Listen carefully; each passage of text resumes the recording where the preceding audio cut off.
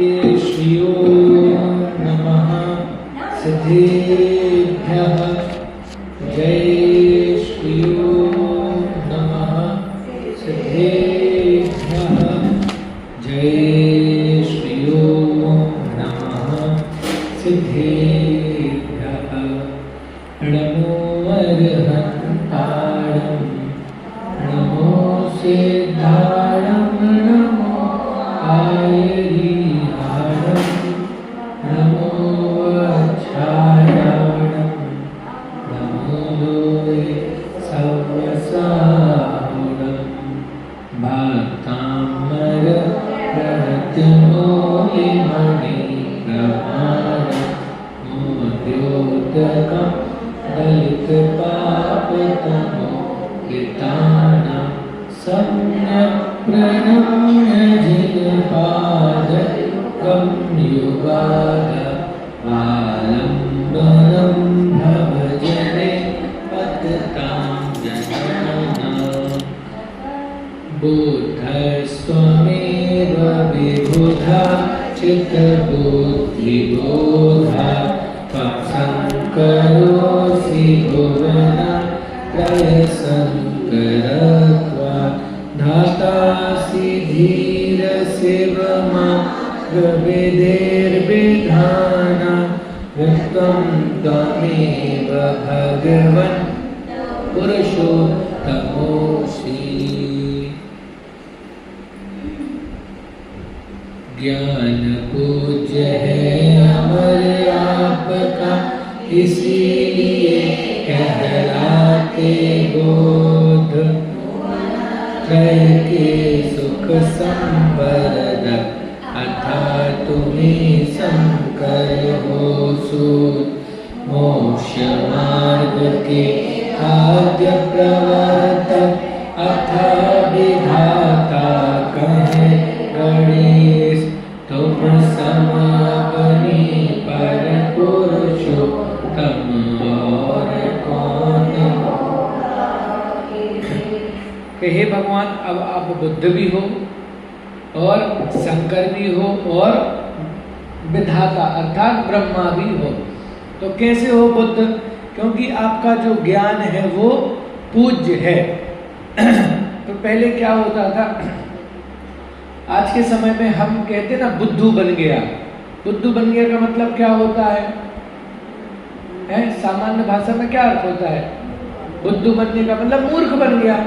लेकिन बुद्धू का मतलब मूर्ख नहीं होता, बुद्धू का मतलब उत्कृष्ट ज्ञानी होता है। हाँ, तो ये बात तब शुरू हुई कि पहले क्या होता, जब गौतम बुद्ध ने जन्म लिया तो वे चूंकि उनके बताने का तरीका ऐसा था, लोग बहुत प्रभावी होते थे, प्रभावित होते थे, और जो भी उनके दर्शन करने जाता था तो वो क्या कर लेता था, बौद्ध धर्म ग्रहण कर लेता था। तो लोग कहने लगे अरे तुम तो वहां जाके बुद्धू बन गए। बुद्धू बन गए मतलब बौद्ध बन गए। तो कालांतर से उसका जलने वालों ने अर्थ लिखा दिया, कर दिया बुद्धू बन गए मतलब तो मूर्ख बन गए। बात ख्याल में आ रही है? लेकिन यहाँ तो कह रहे भगवान आप बुद्ध हो, क्योंकि गौतम थे पहले। बुद्ध कब बने? कि जब उन्हें पूर्ण ज्ञान की प्राप्ति हो गई, उसके बाद वे गौतम बुद्ध बने। बुद्ध का मतलब ज्ञानी। तो कह रहे हे भगवान, आपका जो ज्ञान है वो कैसा है? ज्ञान पूज्य है, अमर आपका, इसीलिए कहलाते बुद्ध। कि आपका जो ज्ञान है वो अमर है और पूजनीय है, क्योंकि केवल ज्ञान की पूजा करते हैं कि नहीं, तो इसलिए आप बुद्ध हैं। और भुवनत्रय के सुख संवर्धक अतः तुम्ही शंकर हो शुद्ध। और क्या कह रहे कि प्रायः हमने तो देखा है कि शंकर क्या करते हैं, प्रलय करते हैं अन्य मतों में। लेकिन यहाँ कह रहे शंकर वो नहीं है, शंकर तो कल्याण करने वाला है। क्या करते हैं कि भुवनत्रय के सुख संवर्धक, कि आप कैसे हो, तीनों लोगों के सुख को बढ़ाने वाले, तीनों लोगों में शांति करने वाले हो। इसलिए सम करह, सम मतलब होता है शांति। शंकर का संधि विच्छेद करें ना तो सम प्लस कर, तो जो सम करे शांति करे उसका नाम है शंकर। तो आप तीनों लोगों में क्या करने वाले हो, शांति करने वाले हो, इसलिए आप शंकर हो। फिर आगे कहा मोक्ष मार्ग के आद्य प्रवर्तक अतः विधाता, कि आप क्या करते हो कि अब आप ब्रह्मा भी हो। ब्रह्मा क्या करते हैं सृष्टि की रचना करते हैं, वैसे ही मोक्ष मार्ग आदि में आपने ही तो बताया था, तो मोक्ष मार्ग की रचना करने वाले आप हो, इसलिए आपको विधाता मतलब ब्रह्मा कहा। और कौन कहता है ब्रह्मा? गणेश, अर्थात गणधर देव, गणों को धारण करने वाले गणधर देव का दूसरा नाम गणेश। तो वहां गणेश कहा, वो वाला गणेश समझना उनके अर्थ में, लेकिन यहाँ गणेश का मतलब समझना गणधर के अर्थ में, क्योंकि बिना गणधर के दिव्य ध्वनि होती नहीं है। तो गणधर आप गणधर आपको क्या कहते हैं? गणधर आपको विधाता कहते हैं, ब्रह्मा कहते हैं। और तुम सम अवनी पर पुरुषोत्तम, और कौन होगा अखिलेश? और हे भगवान, तुम्हारे जैसा इस धरती पर और कोई नहीं है। तुम कैसे हो? अखिलेश हो। अखिलेश मतलब अखिल मतलब पृथ्वी, या अखिल मतलब पूरा संसार, और अखिल के ईश तो पूरे संसार के ईश। तो ऐसे तुम अखिलेश हो, मतलब तुम्हारे जैसा इस संसार में और कोई नहीं है। देखो इसमें पढ़ते हैं संस्कृत में, बुद्धस्त्वमेव, कि तुम कौन हो? बुद्ध हो। क्यों हो? क्योंकि विबुध अर्चित बुद्धि बोधार, कि तुम्हारे ज्ञान को क्या करते हैं? विबुध अर्चित, कि बहुत लोग क्या करते हैं? आपके ज्ञान की पूजा करते हैं, इसलिए बुद्धि के बल से या ऐसे ज्ञान होने से आपको क्या कहते हैं? बुद्ध कहते हैं। तुम शंकरोसी, के आप कैसे हो? शंकर भी तुम हो। क्यों शंकर हो? क्योंकि भुवन त्रय शंकरत्वात्, कि पूरे तीनों लोगों में शांति करने वाले हो। फिर कहा धातासी धीर शिव मार्ग विधेर, कि आप क्या करते हो? कि धातासी धारण करते हो या बताते हो। क्या बताते हो? शिव मार्ग, के मोक्ष का मार्ग बताते हो। विधेर विधानात्, इसलिए आप कैसे हो? विधाता हो। और व्यक्तम त्वमेव भगवन पुरुषोत्तमोसी, और आप कैसे हो? कि आपने जो व्यक्त किया है ना मोक्ष मार्ग बताया हुआ है, तो आपके समान इस लोक में और कोई पुरुष नहीं है। तो इस प्रकार से भगवान को ब्रह्मा भी कहा, विष्णु भी कहा, शंकर भी कहा, और बुद्ध भी आपको ही कहा। मतलब भगवान सब है, कि मोक्ष मार्ग ब्रह्मा भी है, विष्णु भी है, महेश भी है, और बुद्ध भी है। अब आगे पढ़ते हैं।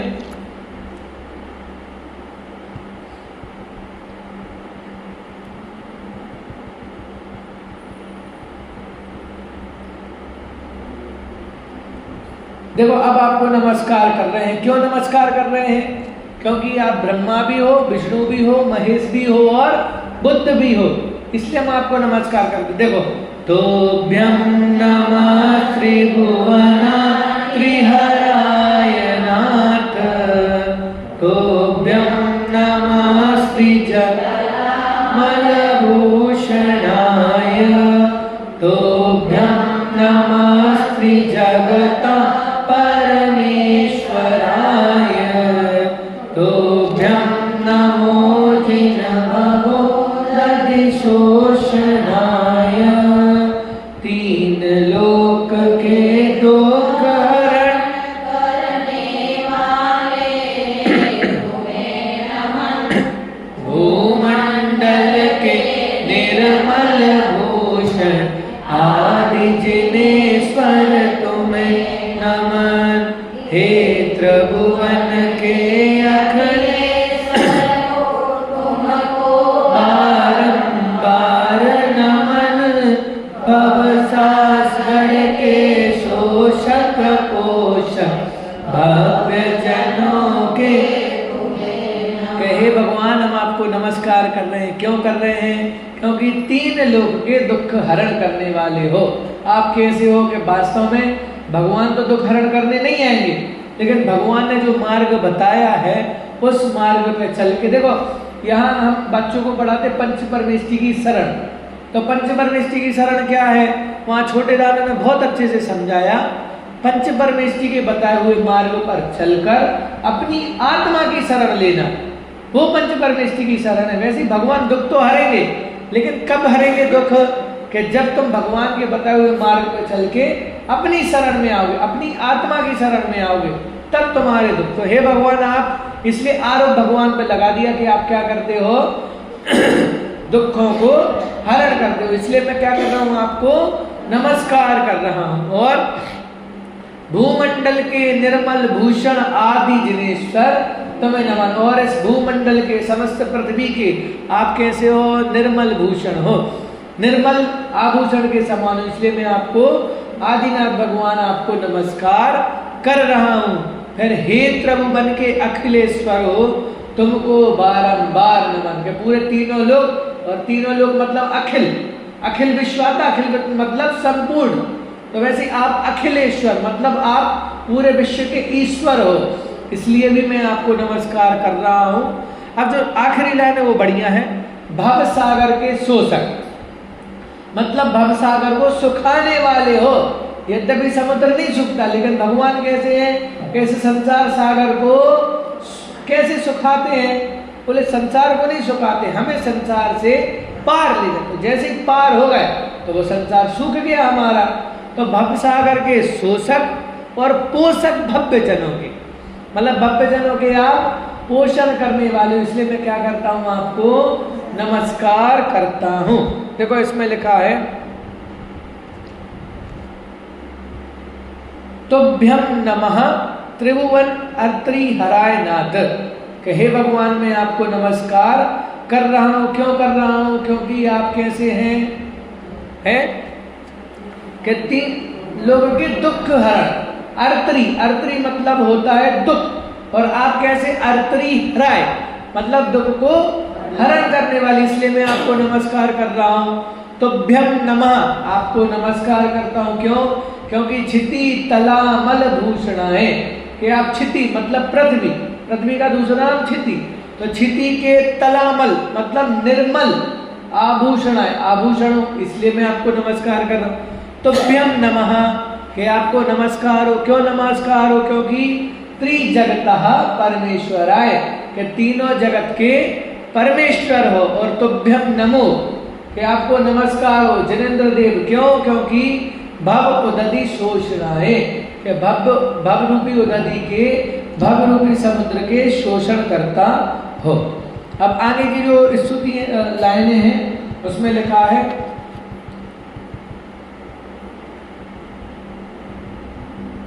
दोष रहित गुणों के स्वामी, कि हे भगवान अब हम आपकी स्तुति कर रहे हैं और आप कैसे हैं, बिना दोष के हैं, मतलब दोषों से रहित हैं। देखो, को विस्मयोत्रयति नाम गुणैरशेषैः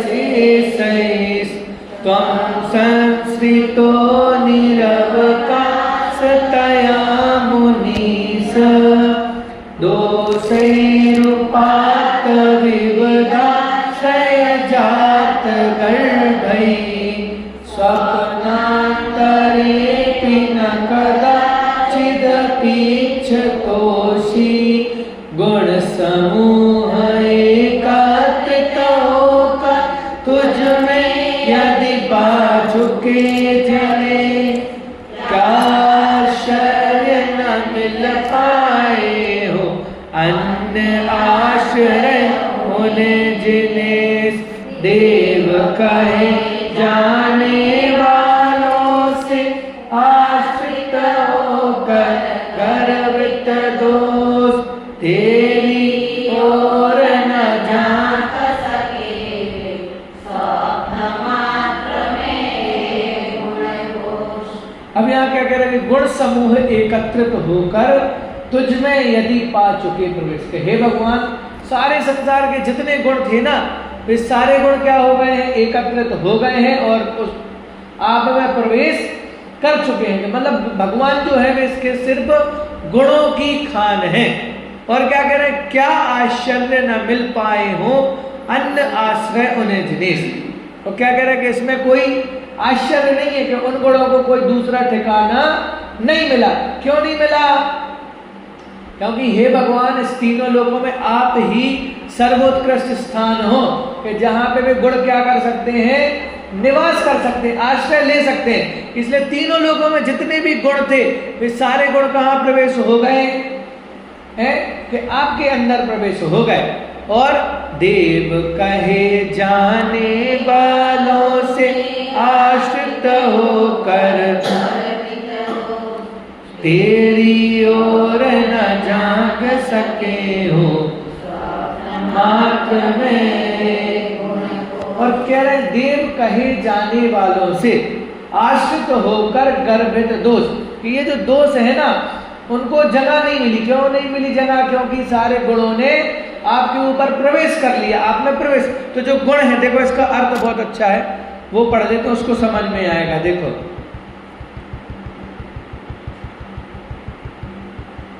कि हे मुनीस, हमें ऐसा लगता है कि अन्यत्र आश्रय ना मिलने से सभी गुणों ने आपका आश्रय ले लिया है, तथा अनेक आश्रय मिलने से जिन्हें घमंड हो गया है, ऐसे दोषों द्वारा आप स्वप्न में भी नहीं देखे गए। आप निर्दोष हैं, इसमें क्या आश्चर्य की बात है। देखो क्या बात कर रहे हैं कि गुण सारे हैं, गुण तो कहाँ पहुंच गए कि सारे भगवान में एकत्रित हो गए। अब जो दोष हैं वे दोष कहाँ है? तो बोले दोषों के अनेक स्थान है, क्योंकि जितने बाकी के जीव हैं सबके पास क्या है? कुछ ना कुछ दोष है। तो बोले भगवान उन्हें क्या हो गया है? घमंड हो गया। क्या हो गया? घमंड। किसको? दोषों को घमंड हो गया है कि हमें इनके अंदर प्रवेश नहीं करना है। और वे सपने में भी भगवान के अंदर झांकने की कोशिश नहीं करते। क्यों नहीं करते? क्योंकि भैया हाउसफुल हो गया। जैसे मंदिर हो गए ना ये प्रांगण, और पूरा भर जाए, अब कोई नया व्यक्ति आएगा तो क्या करना पड़ेगा कि भैया बाहर खड़ा रहना पड़ेगा। वैसे ही भगवान का जो शरीर है, भगवान कैसा हो गए हैं? गुणों से पूरे पैक हो गए हैं, इसलिए अब दोषों के लिए वहां पे स्थान नहीं। तो दोषों को तो गर्व था कि हम तो कहीं भी रह सकते हैं, लेकिन यहाँ जब आए तो पता चला कि यहाँ तुम्हारा स्थान नहीं, और मानो दोषों का भी गर्व चूर चूर हो गया कि भाई आपके अंदर प्रवेश नहीं कर पाए। तो बोले नहीं कर पाए ना प्रवेश, तो इसमें आश्चर्य नहीं है, क्योंकि भगवान पहले से ही अनंत गुणों से भरे हुए हैं। देखो पढ़ लेते हैं इसका हिंदी में अर्थ कि मुनीस, मुनियों के स्वामी, यदि आप निरवकाशतया अन्य जगह ना मिलने के कारण अशेष ही अर्थात समस्त गुणों के द्वारा गुण ही संस्था आश्रित हुए हो, प्राप्त हुए हो, विविधाश्रय अनेक आधार से जात गर्भई उत्पन्न हुआ है अहंकार, जिनको ऐसे दोषों के द्वारा भी स्वप्न में भी कदापि कभी भी ना इच्छिता असी नहीं देखे गए हो। तो इस विषय में क्या आश्चर्य, अर्थात कुछ भी नहीं है। कि सीधी सी बात ये बता रहे कि जो दोष है, दोषों को ठिकाना पूरा 3 लोक है। तो तीनों लोगों में जो दोष फैले हुए थे उनको लग रहा था कि हम क्या करेंगे कि भगवान के अंदर भी प्रवेश कर जाएंगे, लेकिन तीनों लोगों के जितने भी गुण थे वे क्या हो गए थे कि पहले ही भगवान के पास आ गए थे। इसलिए उन्होंने नहीं सोचा कि स्वप्न में भी हम भगवान के अंदर प्रवेश कर पाएंगे। मतलब उनका जो गर्व था वो दूर से ही शांत हो गया। अब देखो, चूंकि मैंने पहले कहा था कि ये जो स्तुति है वो आदिनाथ भगवान की समोशरण में बैठी हुई आदिनाथ की स्तुति है। तो कैसी स्तुति का? अष्ट प्रातिहारों की चर्चा करी है। तो सबसे पहला तरु अशोक, शांति बात में पढ़ते कि नहीं पढ़ते? तरु अशोक भामंडल भारी। तो तरु अशोक, तो सबसे पहला अष्ट प्रातिहार में अशोक वृक्ष है। तो अशोक वृक्ष को अशोक क्यों कहते हैं? अशोक का ही वृक्ष कहाँ क्यों है समोशरण में? उसका कारण देखो, ओ चैरशोक तरु संश्रित मुन्मयूख माभाति रूप ममलम भवतो नितांतम स्पष्टोल्लसत् किरण मस्ततमो बिताना निम्बं रवे देवपयो दर्पाशवर्ती। उन्नत तरु अशोक के आश्रित निर्मल किरणोन्नत वाला रूप सुंदरतम हर बित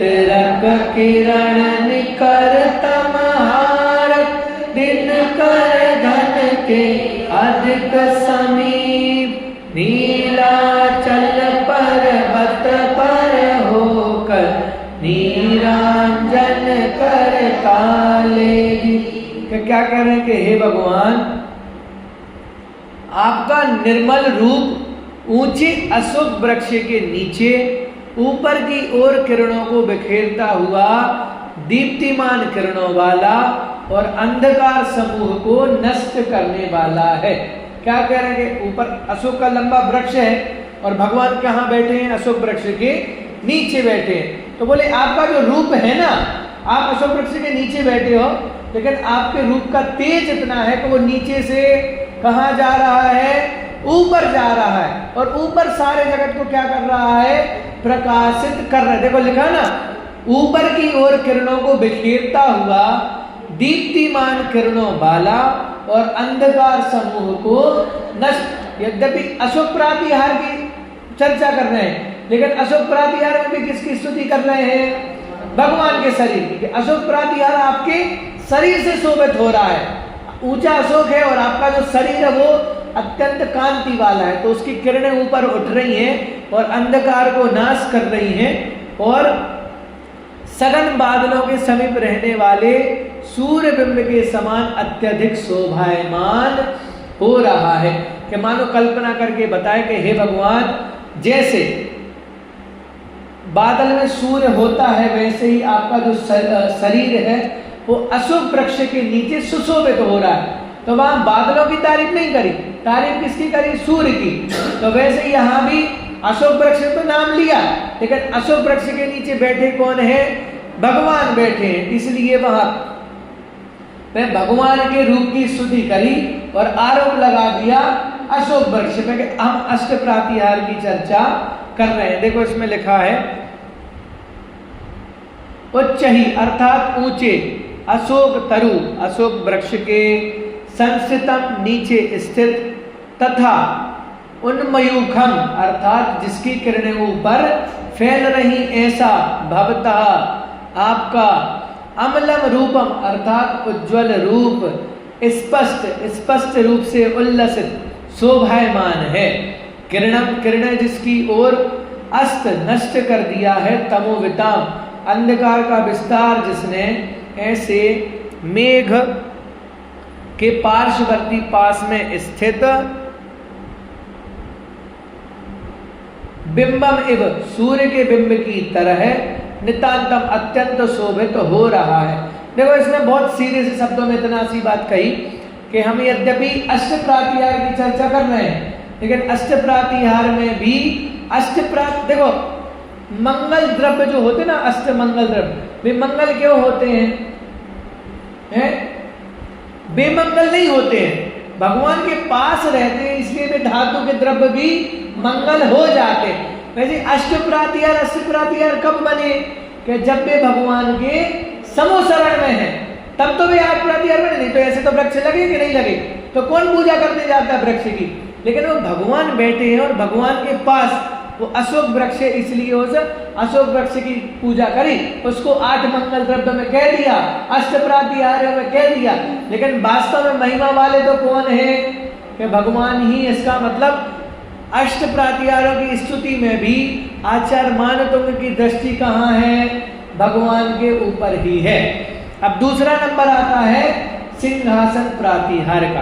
पढ़ते हैं, सिंहासने मणिमयूख शिखा विचित्रे, विभ्राजते तव वपुः कनकावदातं, बिम्बं विलसतं शूलतावितानां, तुङ्गोदयाद्रिशिरसि वसस्तरश्मि, मणिमुक्ता किरणों से चित्रित अद्भुत शोभित सिंहासन, कांतिमान कंचन सादीप्ता, जिस पर तब कमनीय बदन, उदयाचल के तुंग शिखर से मानो सहस्र रश्मि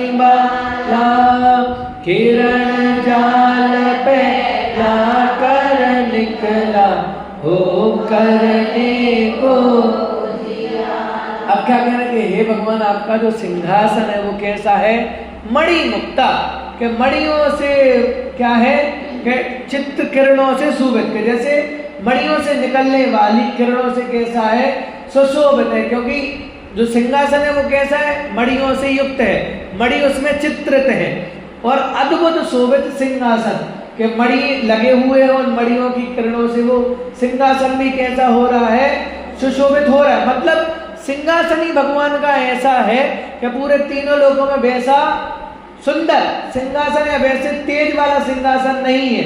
लेकिन वो क्या कह रहे हैं कि देखो कि शोभित सिंहासन तो सुशोभित हो रहा है, लेकिन कांतिमान कंचन सादीप्ता जिस पर तब कमनीय बन, कि जितना शोभित सिंहासन हो रहा है, लेकिन वो सिंहासन मानो इसलिए शोभित हो रहा है क्योंकि जो आपका शरीर है ना, वो शरीर एकदम कंचन वर्ण जैसा दिख रहा है। तो शरीर कंचन वर्ण जैसा दिख रहा है, इसलिए वो सिंहासन भी सुशोभित हो रहा है। और मानो सिंहासन पे आप बैठे हो तो ऐसा लग रहा है, कैसा लग रहा है?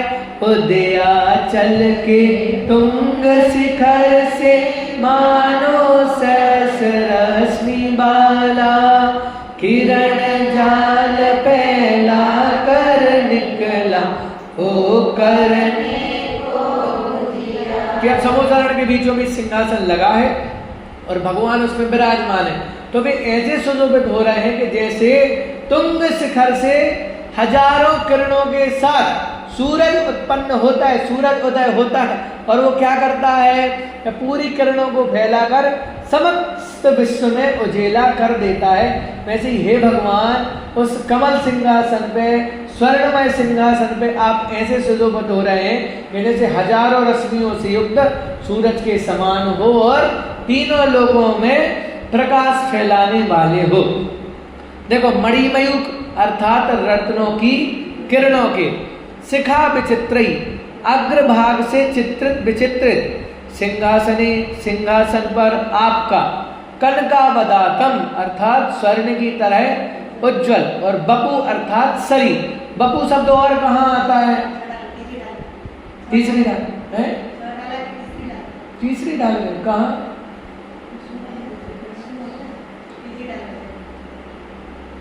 हाँ हो सकता है, बराबर है। हाँ 8 मत के प्रकरण, बराबर बराबर। और आता है, और कहाँ आता है बताओ? हाँ हाँ वो तो समझ गया। और कहाँ आता है बपू? बोलो बोलो। बहुत बहुत बहुत, ये तो अभी इसमें ही आ गया है ना, बहुत प्रसिद्ध पूजा है इसलिए पूछ रहा हूँ मैं। चलो मैं लाइन बोल रहा हूँ, आपको शायद समझ में आ जाए। की कंठ समान छवि बपू तंग नवहार, आगे क्या है?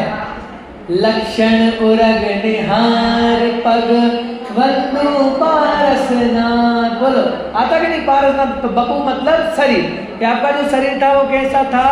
बपू उतंग नव हार। और ये जो पूजन में बताया ना, इतना ही शरीर था भगवान का। और ऐसी प्रतिमा नैनागिरी जी में विराजमान है। नैनागिरी नाम सुना? रेशमनीगिरी सागर के पास, हमारे गांव के पास है, वहां समोसरण आया था। और इतने ही प्रमाण की प्रतिमा वहां पे पारसनाथ भगवान की विराजित है। बाकी मैंने दूसरी जगह नहीं देखी कि जो ऐसा लक्षण बताया है कि कंठ समान छवि बपू उतंग नभ हाथ, मतलब 9 हाथ ऊंची। तो बपू मतलब शरीर, और तुंगोदयाद्रि अर्थात ऊंचे उदयाचल की, शिरसी शिखर पर वेद विलसत आकाश में शोभायमान है। अंशु लता वितानाम किरण रूपी लताओं का समूह, जिसके ऐसे सहस्त्र रस में सूर्य के बिंबम एवं बिंब की तरह विभ्राजते शोभायमान हो रहे हैं। देखो यहाँ पे आप ये समझो, आचार्य मानतुंग देव ने प्रकृति के सौंदर्य का भी वर्णन किया। मतलब आपको नहीं पता है, लेकिन जो दुनिया के लोग हैं वे घूमने जाते हैं तो बहुत सारे ऐसे पर्वत हैं जिस पर्वतों पे लोग सिर्फ सूर्य उदय और सूर्य अस्त देखने जाते हैं। बोलो यहाँ पास है माउंट आबू है ना, तो वहाँ सनराइज और सनसेट पॉइंट है। तो मतलब लोग बाग दिन भर बैठे रहते हैं। कोई अगर 12 बजे 2 बजे भी पहुंच गया ना, तो वे 4-4 घंटे उस पर्वत पे बैठे रहे। काय के लिए? कि वो दृश्य देखने के लिए सूर्य उदय कैसे होता है और अस्त होते समय कितना सुशोभित होता है, तो वही है। अच्छा यहाँ भी है, होगा हर जगह होगा। तो वैसे ही बता रहे कि भगवान जैसे वो पर्वत पे जब सूर्य उदय होता है ना, तो जैसे वो सुशोभित होता है, वैसे ही आप मानो सुशोभित हो रहे हैं कि आप जैसे सूर्य का उदय हो रहा है और तीनों लोक में प्रकाश फैलने वाला है। अब देखो, हाँ बदन मतलब भी शरीर होता है। देखो दो हो गए, पहला कौन सा था? अशोक, दूसरा सिंहासन। अब तीसरा चमर।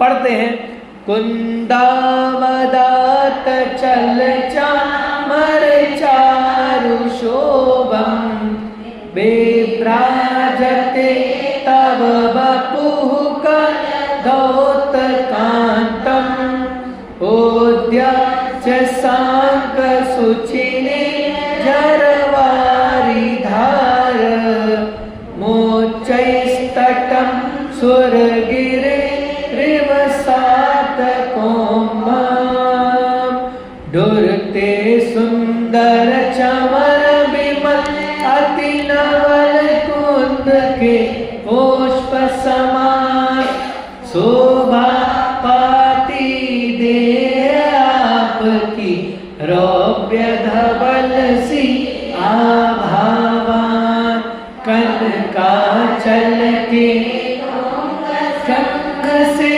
जर जर जरता है निर्झर चंद्र प्रवासन उछल रही हो मानो उसके तट पर।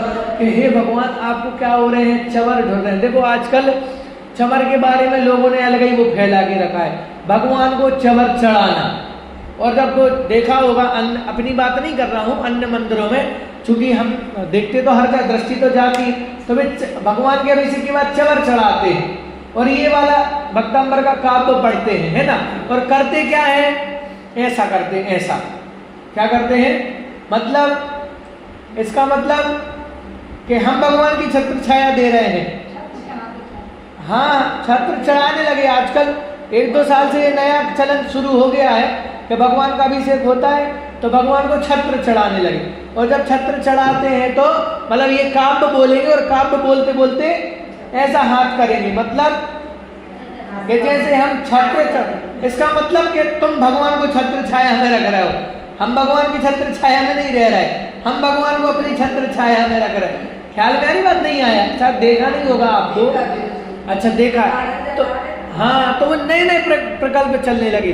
समझे में नहीं आ रहा भैया, हम छत्र नहीं लगाते, हम चवर नहीं चढ़ाते भगवान को देव छत्र चढ़ाते हैं। बात ख्याल में आई ना? तो कह रहे तुम कौन होते हो भगवान को छत्र चढ़ाने वाले हैं? तुम मतलब तुम 3 लोग के नाथ को अपनी छत्र छाया में रखोगे क्या? और ऐसी आकृति आप देखना टीवियों पे आते प्रतिदिन ये दृश्य होते हैं। कह रहे भैया वो ऐसे छत्र नहीं है, कोई साधारण, हालांकि ये चवर की, हाँ चवर का भी वही होता है, भगवान का अभिषेक होता है तो भगवान को फिर चवर वो करते हैं, और चवर होता है तो ऐसे ऐसे वो करने लगते हैं। अरे भाई चवर लो ना, भक्ति करो ना, भगवान असली में लो ना। बोले हम भगवान को चवर चढ़ा रहे, मतलब समोसरण से लेके आए, भगवान का अभिषेक कर रहे हैं और अब वापस समोसरण में विराजमान कर रहे हैं। तो समोसरण से भगवान नहीं जाते, कौन समझा, लेकिन प्रकल्प बन जाते हैं, लोगों को पढ़ना नहीं और सिर्फ ऐसी चीजें बन जाती हैं। तो चमर की बात यहाँ चल रही है कि हे भगवान, देखो इसका अर्थ बहुत अच्छा है, आपका शरीर कुंद पुष्प के समान शुभ्र। देखो अब बात किसकी चल रही है? चमर की बात चल रही है, लेकिन भगवान आचार्य मानवतंत्र इसकी स्तुति किसकी कर रहे हैं? भगवान के शरीर की। मतलब अष्टप्रातिहारों में दृष्टि नहीं है, मूल तो कहाँ है कि भगवान पे, भगवान से नहीं हट रहा, भगवान की स्तुति करी। तो वे देखो क्या हो रहा है कि आपका शरीर कुंद पुष्प के समान शुभ्र तथा ढुलते हुए चमरों से वृद्धिंगत शोभा वाला है, कि आपका शरीर इतने कांति वाला है। और जब चमर देवता ढोड़े हैं, कितने चमर होते हैं? 64 चमर, और चक्रवर्ती के 32, और नारायण नारायण के ऐसे 16, 8, 2 ऐसे होते ना, कम कम। फिर जो कौन से राजा होते हैं बताओ जरा, है मुकुटबद्ध राजा, हाँ, तो मुकुटबद्ध राजाओं को तो क्या, जो बहुत कम हो उनको एक होता है, फिर 2, फिर 4, फिर 8, फिर 16, 32 चक्रवर्ती के, और सबसे ज्यादा किसके होते हैं, क्योंकि वे सर्वश्रेष्ठ हैं तो उनके 64 चमर ढोरते हैं। तो कह रहे हैं हे भगवान आपकी कांति इतनी अद्भुत है, लेकिन जब देवता क्या करते हैं, आकाश में ही आपके चमर ढो रहे हैं, तो वो चमर ढोना मानो आपकी शोभा को और वृद्धिंगत कर रहा है और बढ़ा रहा है। और क्या कह रहे हैं यहाँ पे, हाँ, परिपूर्णता। हाँ देखो, उदीयमान चंद्रमा के समान धवल जल प्रताप की धारा वाले झरनों से युक्त सुमेरु पर्वत के उन्नत तटों के समान शोभा देता है। मतलब यहाँ उदाहरण दिया कि हे भगवान, जैसे जब सुमेरु पर्वत पे आपका अभिषेक होता है तो उस अभिषेक से जो धारा बहती है तो वो धारा अत्यंत शोभा को प्राप्त होती है, वैसे ही आप समोसरण में विराजमान हैं और देव क्या कर रहे हैं, आपको चमर ढुरा रहे हैं। तो देव चमर ढुरा रहे हैं, इसलिए वो आपकी जो शोभा है वो और अधिक कांति को प्राप्त हो रही है। देखो इसको पढ़ते हैं हिंदी अर्थ। कुंदावदात अर्थात कुंद पुष्प के समान निर्मल और श्वेत, चल चामर अर्थात हिलते हुए चामरों की, चारु शोभम सुंदर शोभा से युक्त, कलधौत अर्थात स्वर्ण के समान, कांतम अर्थात कांति वाला, तब बपु अर्थात आपका शरीर। तीनों प्रातिहार तीनों सिंहासन में भगवान के शरीर के ही शोभा का वर्णन है। और उद्यच्च शांत उदयमान चंद्रमा के समान, सुचि निर्झर निर्मल झरनों की, वारी धारम जलधारा से युक्त, सुर गिरह सुमेरु पर्वत के, 7 कुंभम स्वर्णमयी, उच्च स्तटम एव ऊंचे तट के समान, विभ्राजते अर्थात शोभायमान होता है। कि मानो जो आपकी कांति झर रही है ना चमर के ढुरने से, तो ऐसा लग रहा है कि जैसे सुमेरु तट पे, सुमेरु पर्वत पे आपका अभिषेक के जल की वो धारा प्रवाहित हो रही है, तो ऐसी कांति को बढ़ाने वाली है, ऐसी शोभा को बढ़ाने वाली है। आगे चलते हैं, एक बार इसको पढ़ लेते। देखो, आपके स्वर्ण कलेबर पर कुंद से चमरों का ढुरना, आहा कितना आह्लादक दृश्य, भक्ति रस का बहता झरना, आप माने या ना माने मुझे ऐसा दिखता भगवान, मेरु पर बहता हो माने नीर निर्झर का चंद्र सम।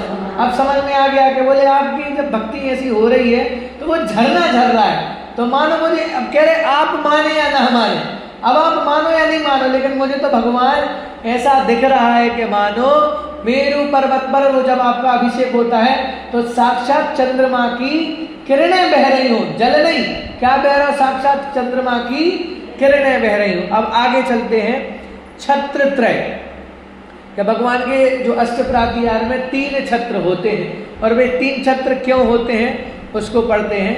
छत्रम त्रयम तव विभाति शशांक कांत, मोचैस्ततं स्थगित भानु तापम, मुक्ता फल प्रकर जाल विवृद्ध शोभम, प्रख्यापय त्रिजगता परमेश्वर त्वं, चंद्र प्रभा समझल्लड़ियों से मणि मुक्तामय, अति कमनीय दीप्तिमान शोभित होते हैं, सिर पर छत्र त्रय भवदीप, ऊपर रहकर सूर्य रश्मि का रहे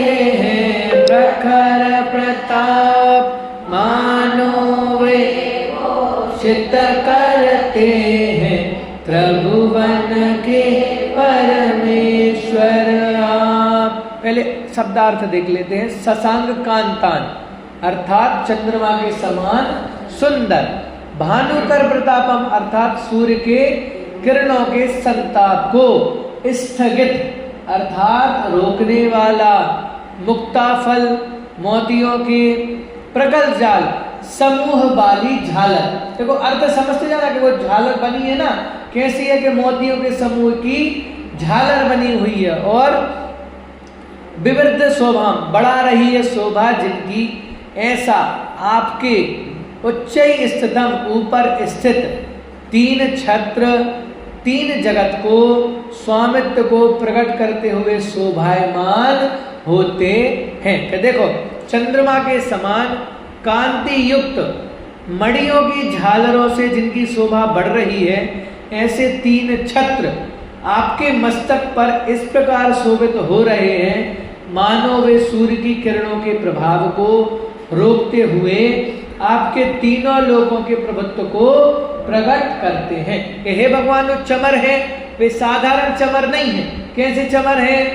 अच्छा, और जो चमर चढ़ाते हैं ना, तो मान लो चमर चढ़े हैं, ठीक है, अब हम चढ़ा के गए, कल आप आओगे तो भाई चमर उतार के रख देंगे सामने, फिर आप उतने पैसे दान करो, फिर क्या करो, तो ये तो मजाक हो गया। जब आपने छत्र चढ़ा दिए भगवान को, तो भगवान के हो जाना चाहिए। अब आप क्या करते हो, शाम को भाई छत्र निकाल के रख लोगे, फिर अगला कोई आएगा वो फिर पैसे जमा करेगा, फिर भाई छत्र चढ़ाएगा भगवान को, फिर दूसरे दिन यही प्रक्रिया चलेगा। मतलब समझ में नहीं आ रहा आप क्या कर रहे हो, क्या कर रहे हो कि भैया भगवान को छत्र चढ़ाने की हमारी नहीं है। आपको वास्तव में छत्र तब चढ़ते हैं जब भगवान की प्रतिष्ठा होती है, और वो एक ही बार चढ़ता है, बार बार मजाक नहीं होता कि आप रोज भगवान को क्या कर रहे हो, क्योंकि एक बार में 3 छत्र बने, बोलो यही होता कि नहीं होता? प्रतिष्ठा होती है, भगवान विराजमान होते हैं और एक बार उनको छत्र चढ़ाए जाते हैं, फिर बार बार छत्र नहीं चढ़ाए जाते हैं। और वे 3 छत्र किसके प्रतीक है? हे भगवान के वे 3 छत्र 3 लोक में आपकी प्रभुता को बताने वाले हैं। तो वे कैसे हैं? मोतियों की झालरों से निर्मित हैं, और वे क्या कर रहे हैं? आपकी शोभा को और वृद्धिंगत बता, मतलब चर्चा अष्ट प्रातिहारों की चल रही है, लेकिन पहुंच कहाँ रहे आचार्य माने तुंगदेव कि वे छत्र लगे ना, तो छत्र का कोई मतलब नहीं है, लेकिन वे छत्र लगे हैं तो मानो आपकी शोभा और अधिक बढ़ रही है। देखो और आगे कई बार क्या होता है, जब हम अच्छे कपड़े पहन के आए ना, तो लोग क्या कहते हैं, भैया आज बहुत अच्छे दिख रहे हो।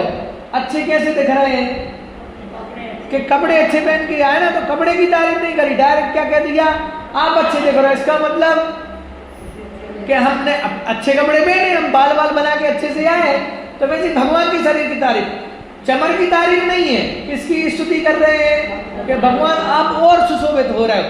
चमर लगे हमें भी पता है, लेकिन हमें चमर नहीं देखना, हमें तो भगवान को देखना है कि वे सिंहासन में बैठे हैं, चमर ढुल रहे हैं, छत्र लगे हुए और भगवान और सुशोभित हो रहे हैं और शोभा को प्राप्त हो रहे हैं। इसमें मैं ज्यादा विस्तार नहीं कर रहा हूँ, बस अष्ट प्रातिहारों के मतलब समझ लें हम इतना। तो जो अशोक वृक्ष है, वो जैसे अशोक नाम जो उसका है ना, तो अशोक का मतलब ये होता है कि वहां पे जाके शोक दूर कर देता है, इसलिए उसका नाम क्या है? अशोक। कि भाई जब भगवान को देख लिया है, अशोक के नीचे भगवान बैठे, तो भगवान को देखेंगे तो दुख तो दूर हो ही जाएगा ना, शोक तो दूर हो ही जाएगा ना।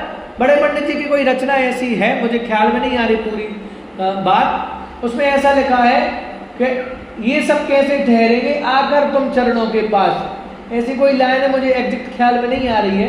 तो वहां उन्होंने उसका अर्थ बताया, बोले भगवान की भक्ति तो दूर की बात है, जब हम भगवान के पास आते हैं ना, भगवान को देख लेते हैं, तो थोड़े मोड़े शोक हैं वे तो पहले ही नष्ट हो जाते हैं, पहले उनका नाश हो जाता है। तो वैसे अशोक वृक्ष होता है, चूंकि अब क्या शोभा है उसकी, क्यों लिया, उसका मूल कारण यही है कि उस वृक्ष में क्या होता है, शोक दूर हो जाता है, इसलिए उसका नाम है अशोक वृक्ष। ठीक है, सिंहासन हो गया, चमर हो गए, और उसके बाद छत्र भी हो गए। आगे बढ़ते हैं, देखो अब ये भी पढ़ लो फिर से, तो इसमें और समझ में आ जाएगा।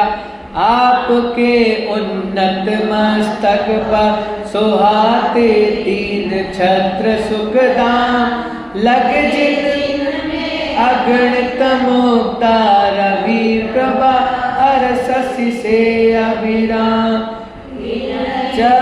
छत्र भला क्यों क्योंकि है जिन पर जग है तीन, आप है तीन लोक के नाथ, बताते हैं यह छत्र। तो बोले तीन ही छत्र क्यों, फिर तो ज्यादा चढ़ा दो ना।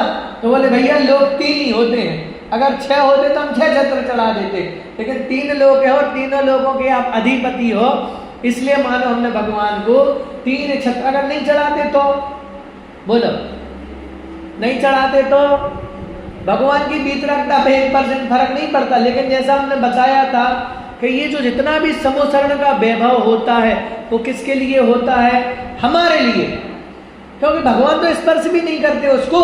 मैंने पहले में तोडरमल जी की लाइन पढ़ना बहुत अच्छे से उन्होंने स्पष्टीकरण किया अरहंत परमेष्टि के स्वरूप में, कि जिनके लौकिक जीवों के प्रभुता अर्थ समोसरण आदि अनेक विभूतियां होती हैं, कि देवों के द्वारा अनेक आश्चर्य होते हैं। क्योंकि हम मानेंगे भगवान की वितरकता में कोई फर्क नहीं आएगा, भगवान की सर्वज्ञता में कोई फर्क नहीं आएगा, लेकिन अगर समोसरण नहीं होगा, प्रातिहार नहीं होंगे, अतिशय नहीं होंगे, तो हम उनको स्वीकार नहीं करेंगे, क्योंकि हमारी दृष्टि तो बाहर के चमत्कारों पर ही टिकी रहती है। अब देखो दुंदुभी क्या, उनके 45 काव्य हैं शायद, है ना। हाँ खैर बेजाने उनका काम जाने क्यों हटाए क्यों जोड़े, वो बाद में ही मत बनाए, आगे बढ़ते हैं हम। गंभीर तार रव पूरित दिग विभागस, त्रैलोक लोक सुसंगम भूति दक्ष, सधर्म राज जन घोषण घोष कासन, खेदुन्धुभिर्ध्वनति ते यस सा प्रवादी, ऊंचे स्वर से करने वाली सर्व दिशाओं में करने वाली, तीन लोक के जन जन का शुभ सम्मेलन, पीट रही है डंका हो सत धर्मराज की नित्य जय जय, इस प्रकार बज रही गगन में भेरी तब यश की अक्षय, के गंभीर और तारव पूरित अर्थात उच्च शब्द से पूर दिया है, दिग विभाग अर्थात दिशाओं के विभाग को जिसने, जो 10 दिशाएं कही जाती ना, तो वे दुंदुभी इतनी तेज बज रही हैं कि वे चारों 10 दिशाओं में उसका जो गंभीर नाद है वो सुनाई दे रहा है, और त्रैलोक तीनों लोगों के जीवों को शुभ संगम अर्थात शुभ समागम की, भूति दक्षहा संपत्ति देने में समर्थ, और सद्धर्मराज तीर्थंकर देव की जय घोषणा को घोषित करने वाला दुंदुभी अर्थात बाजा आपके यश का प्रवादीसन कथन करता हुआ, खे ध्वनति आकाश में शब्द करता। खे मतलब होता है आकाश, तो जो दुंदुभी है वो कहाँ बजती है, आकाश में ही बजती है। तो देखो लिखा, अपने गंभीर स्पष्ट और मधुर ध्वनि से दिगमंडल को गुंजाता हुआ तीनों लोक के प्राणियों को सत समागम का वैभव प्राप्त कराने की घोषणा करता हुआ। तो वो जो दुंदुभी बजती हैं, जो बाजे बजते हैं, तो उनका क्या मतलब होता है कि हे तीनों लोगों के जीव, अब तुम्हें सत समागम प्राप्त होने वाला है, ऐसी घोषणा करता हुआ, और समीचीन धर्म और उसके प्रणेता तीर्थंकरों का जय घोष करता हुआ। तो वो क्या कर रहे हैं कि जो जैन धर्म के प्रणेता तीर्थंकर देव है उनकी जय ध्वनि कर रहे हैं, कि जब जब दिव्य ध्वनियां बजती हैं, इसका मतलब वे दिव्य ध्वनि के माध्यम से तीर्थंकर देव का क्या कर रहे हैं, जय घोष कर रहे हैं। और जय घोष करता हुआ आपके यश का विस्तृत कथन करता हुआ नगाड़ा आकाश में गूंज रहा है कि मानो वे दुंदुभियां हैं, वे आकाश में बज रही हैं। तो ऐसा प्रतीत हो रहा है भक्तों को कि आपको सत्समागम प्राप्त होने वाला है और वे नगाड़े भगवान के जय जयकारे से गुंजायमान कर रहे हैं। बात ख्याल में, तो दुंदुभियां बज रही मतलब भगवान का यश। लौकिक में भी होता है ना, हम बाजे कब बजवाते हैं? बोलो, बाजे कब बजते हैं? कि भाई जब कोई यश का काम हो, कोई बच्चा परीक्षा पास करके आया हो, शादी हो गई हो, है ना, व्यापार अच्छा कर लिया हो, घर वगैरह बढ़िया बनवा लिया हो, तो बाजे बजाते कि नहीं बजाते? काहे के लिए? कि हम पूरे लोग में बता रहे हैं कि देखो हमारे बेटा की शादी हो गई, देखो हमारे बेटा ने परीक्षा पास कर ली, देखो हमारे बेटा ने घर बनवा लिया। वैसे ही वे देव तीनों लोगों में बता रहे हैं कि भगवान ने केवल ज्ञान प्राप्त कर लिया, भगवान की जय हो, तुम्हें सच्चा मुक्ति का मार्ग प्राप्त होने वाला है। तो दुंदुभी देव बचा रहे हैं, लेकिन चर्चा किसकी हो रही है? जय जयकार किसकी हो रही है? भगवान की ही जय जयकार हो रही है। देखो एक और ले लेते हैं, पुष्प वृष्टि। अब देव क्या करते हैं? कि पुष्प वृष्टि करते हैं भगवान के ऊपर। तो समूह शरण में देखो, मंदार सुंदर नमेरु सुपारिजात संतान कादि कुसुमो कर वृष्टि रोधा गंधोदवी प्रपाता देव्यः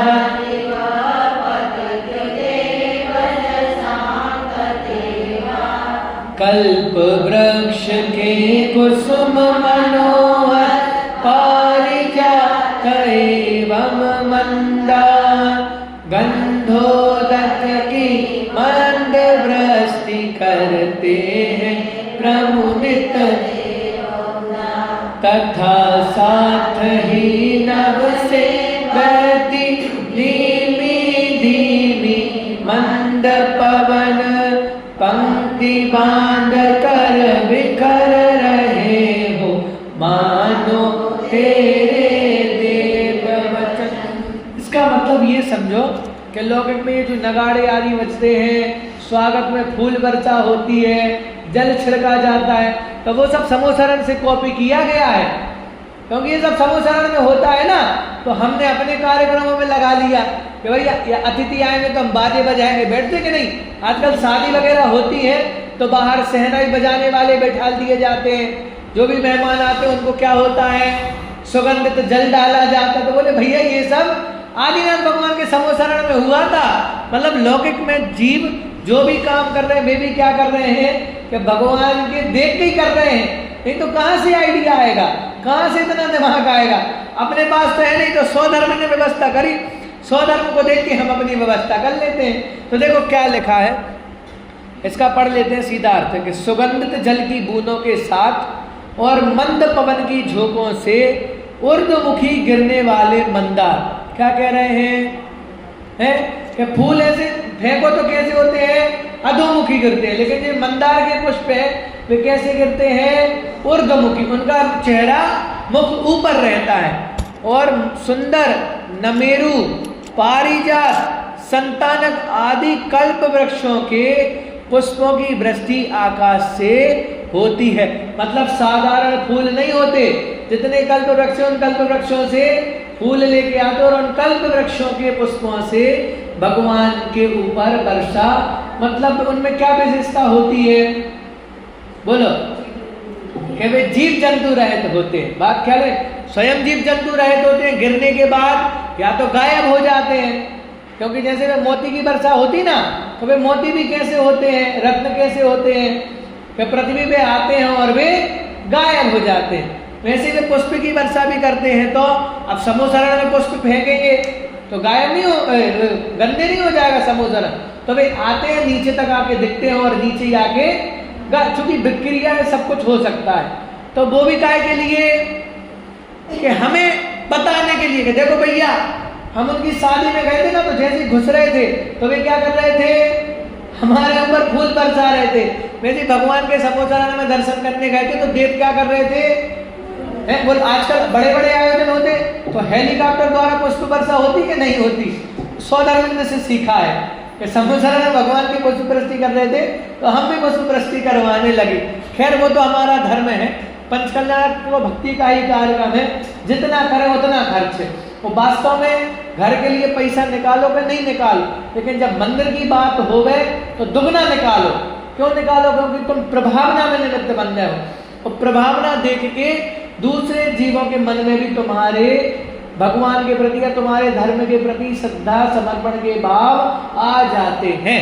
तो कह रहे हैं, क्या कह रहे हैं कि भाई कल्प वृक्षों के पुष्प से पुष्प वृष्टि आकाश से होती है, तब ऐसा लगता है मानो आपकी वचनावली पंक्तिबद्ध होकर धरती पर फैल रही हो। क्या कहा कि फूल की वर्षा हो रही है, लेकिन फूल की वर्षा होते हुए भी कैसा लग रहा है कि जैसे मानो आपके मुख कमल से क्या हो रहा है कि वे पुष्प की वृष्टि हो रही हो और पूरे जगत में फैल रही हो।